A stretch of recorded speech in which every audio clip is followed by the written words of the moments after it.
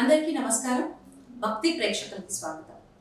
మనతో పాటు ప్రముఖ ఆధ్యాత్మికవేత్త, కొత్తపేట్ భక్త ఆంజనేయ స్వామి దేవాలయం ప్రధాన అర్చకులు, హనుమాన్ ఉపాసకులు కూచి రాజేశ్వర శర్మ గారు మనతో పాటు ఉన్నారు. గురుగారితో మాట్లాడదాం. గురుగారు నమస్కారం. దీర్ఘాయుష్మాన్ భవ. గురుగారు, మనకి ఇప్పుడు శ్రావణ మాసం రాబోతుంది. అయితే శ్రావణ మాసం విశిష్టత ఏంటి? అసలు శ్రావణ మాసం నిజంగా ఆడవాళ్ళకి పండగే అనొచ్చు. పూజలు ఇవి ఎక్కువగా జరుగుతూ ఉంటాయి.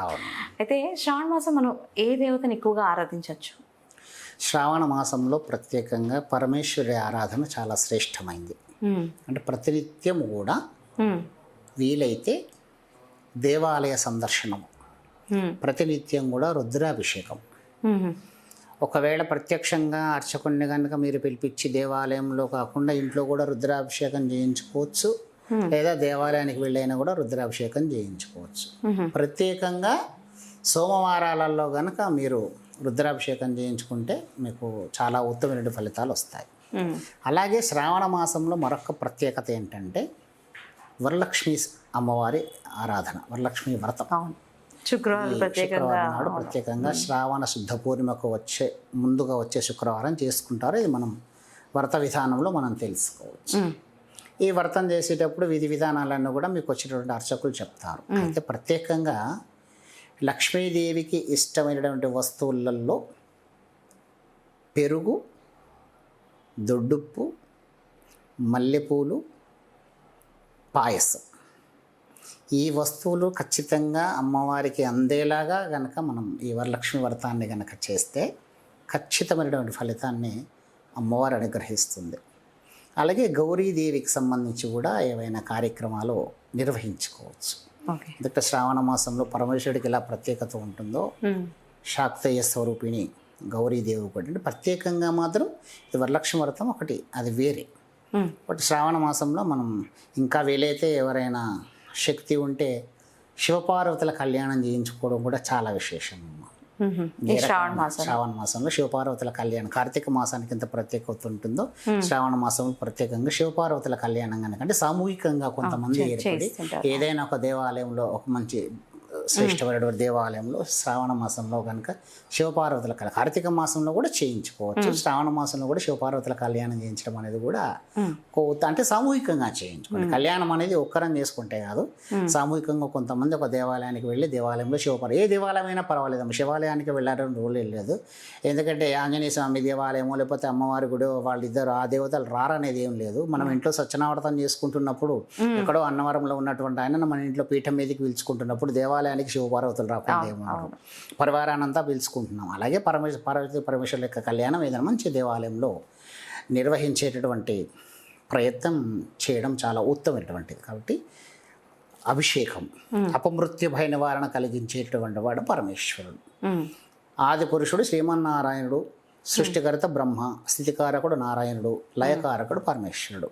అంటే ప్రాణాన్ని హరించేటటువంటి వాడు ఆయన. అపమృత్యు భయం తొలగిపోవాలంటే రుద్రహోమము, రుద్రాభిషేకాలు ఎక్కువగా మనం ఈ శ్రావణ మాసంలో నిర్వహిస్తే కూడా మంచి విశేషమైన ఫలితాలను పొందొచ్చు మనం. అయితే వరలక్ష్మి వ్రతం చాలా మందికి ఉండదు అంటారు, అంటే కొంతమంది పడతారు, ఇంటి ద్వారా వస్తుంది. అయితే ఇలాంటి వాళ్ళు కూడా వరలక్ష్మి వ్రతం చేసుకోవచ్చు అంటారా? వరలక్ష్మి వ్రతానికి వీళ్ళే చేసుకోవాలనే రూలే. కొంతమందికి మాత్రం వాళ్ళ పరంపరలో ఉండదు, తర్వాత తరం వాళ్ళకు కూడా ఇవ్వరు. కొంతమంది మాత్రం మధ్యలో వాళ్ళ తరం వాళ్ళకి లేకపోయినా కూడా వీళ్ళు కొత్తగా వచ్చిన వీళ్ళ తల్లిగారి తరఫున కనుక ఉంటే వీళ్ళు తీసుకుని వరలక్ష్మి వ్రతాన్ని చేయొచ్చు. అంటే ఇరువైపులా లేనప్పుడు ఎవరన్నా చేసుకోవాలనుకోండి, అలాంటి వాళ్ళు చేసుకోవచ్చమ్మా. ఇది వంశపారంపర్యంగా వచ్చేటటువంటి వ్రతం అనేది కాదు. వాళ్ళు తీసుకోకపోవడం వల్ల వాళ్ళు చేయలేదు కాబట్టి ఇక్కడ వరలక్ష్మి వ్రతాన్ని చేసుకునే అవకాశం ఉంటుంది. మాకు లేదు అని అంటే లేదు అనేది ఏదో శాస్త్ర. అంటే చాలా మందిలో నేను ఇది విన్నాను, అపోహ అనుకోవచ్చు. ఎట్లా అంటే మాకు లేదు, మేము చేసుకోవడం వల్ల మాకు ఇది జరిగింది అని చాలామంది అంటూ ఉంటారు. మాకేదో చెడు జరిగింది, మాకు అసలు మా వంశపారంపర్యంలో లేదు, అందువల్ల మాకేదో జరిగింది అని ఒక అపోహ ఉంటుంది. జనరల్గా ఇది విన్నాను, నేను చాలాసార్లు విన్నాను. మీరన్న మాటలోనే అపోహ కనబడుతుందమ్మా. అపోహ. దేవతామూర్తులు ఎప్పుడు కూడా కీడు చెయ్యరు. దేవతామూర్తులు ఎప్పుడు కూడా కీడు చెయ్యరు. ఒక డాక్టర్ సిజేరియన్ ఆపరేషన్ చేసి ఒక ప్రాణం పోయడానికే తప్ప ప్రాణం తీయడానికి కాదు. సిజేరియన్ ఆపరేషన్ ఏంటంటమ్మా, కత్తితోని కడుపు కోయడం.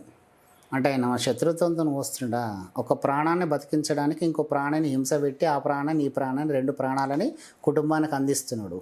ఆ చిన్న తప్పు డాక్టర్ చేసిండే వీడు మంచోడు కాదు అంటే తప్పది.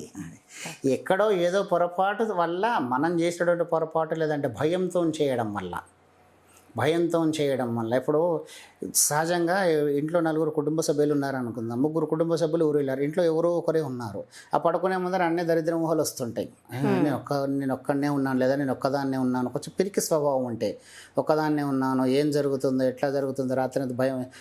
పిల్లి వీళ్ళకనో గిన్నె పడేసింది అనుకోండి, ఎవడో దొంగోడు వచ్చిండు, ఇక మన పని అయిపోయిందని ఫిక్స్ అయిపోతాం. అది నిజం కాదు కదా, అంతే. ఎవరు లేరు కాబట్టి వచ్చింది. ఉన్నప్పుడు మనం దాన్ని పట్టించుకోలేకపోయేటప్పటికి మనకు ఎక్కువ ఓలు వచ్చేటప్పటికి మనం భయపడిపోతాం. ఏ దేవతామూర్తి కూడా కీడు చెయ్యదు.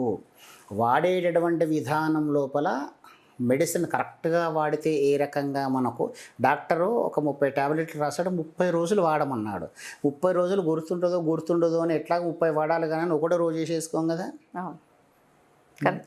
అది నెగిటివ్ అవుతుంది. ఇక్కడ కూడా మీరు చేయకూడదు తప్పేదైనా చేసి ఉంటేనే, చేయవలసినటువంటి పద్ధతిలో చేయకపోవడం వల్లనే మీకు ఏదైనా ఇబ్బంది మీరు తెచ్చిపెట్టుకున్న ఇబ్బంది తప్ప ఎవరు కూడా దేవతామూర్తులు ఎవరికి కీడు చేయరు, ఇది మాత్రం కాదు. కాబట్టి ఇప్పుడు మీరు అన్న మాటల ప్రకారం అది అపోహ మాత్రమే, ఎవరైనా చేసుకోవచ్చు అమ్మా, ఖచ్చితంగా నిర్వహించుకోవచ్చు.